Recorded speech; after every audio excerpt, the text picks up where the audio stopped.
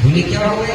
बोले महाराज एक परिवार था और पत्नी का रिश्ता बना लिया। इस प्रकार से महाराज दोनों भाई बहनों ने क्या किया? भैया बहन दो पाप करे हैं, यही भैया बहन दो पाप करे हैं।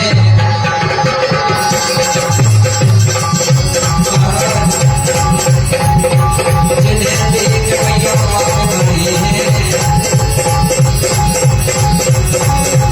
भैया बहन दो पाप करे हैं, दो पाप करे हैं राजा।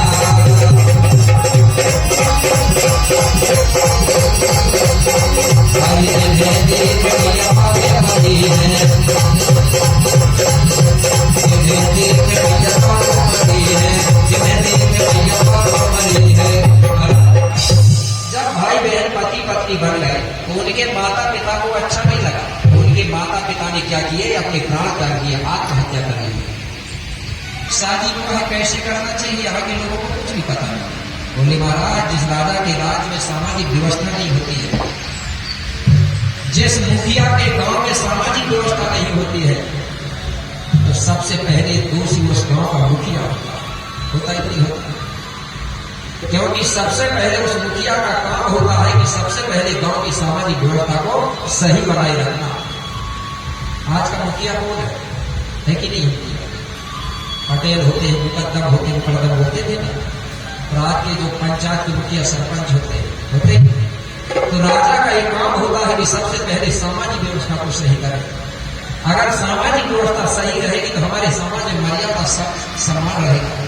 और जिस दिन ये सामाजिक व्यवस्था खत्म हो जाएगी ना तो जानवर और हमें कोई अंतर नहीं रहेगा। विवाह कैसे करोगे?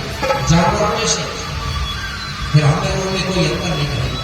तो यही हो रहा था। तो राजा ने ये बात सुना तो राजा को बड़ा दुख हुआ। राजा पछताने लगा कि मैं यहाँ का राजा हूं, बोले और मेरे राज्य में सामाजिक व्यवस्था सही नहीं, मतलब मैं ही दोषी हूं। राजा समाज से क्या, ये तुम्हारा काम है ना, उस काम को मैं पूरा करूंगा क्योंकि मैं तुम्हारा बेटा हूं। बेटा का काम होता है कि अपने पिता का जो अधूरा काम रह गया है उसको पूरा करना। रहता ही नहीं रहता। जिस प्रकार की अभी कपड़िया जी में बोल रहे थे कि दादा मरकाम जी का जो सपना था, उनका जो अधूरा काम रह गया है उसको कौन करेगा? अपने समाज के करेंगे या दूसरे समाज का करेगा? कौन करेगा? आप लोग को करना पड़ेगा।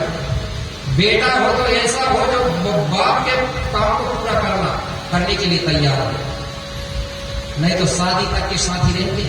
देखो रहते कि शादी करें, जब शादी भई 1-2 साल भय और कई तो ऐसे पत्नी कहने लगी कि देख मैं मेरे माँ बाप को छोड़ के आई हूं तेरे खातिर, तो तेरे माँ बाप को नहीं छोड़ सक रहा।